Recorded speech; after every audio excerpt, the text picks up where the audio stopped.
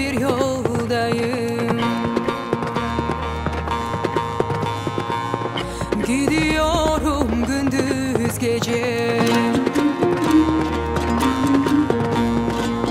Bilmiyorum ne haldeyim. Gidiyorum gündüz gece. Gündüz gece. Gündüz gece. Gündüz gece.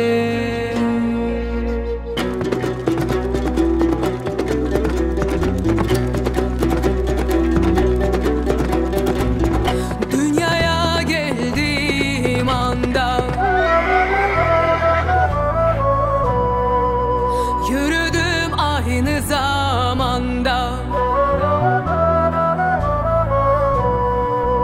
İki kapılı bir handa gidiyorum gündüz gece. Gündüz gece, gündüz gece, gündüz gece.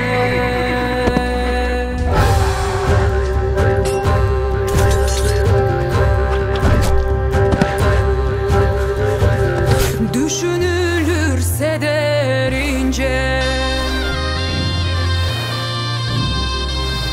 uzak gözü kır görünce,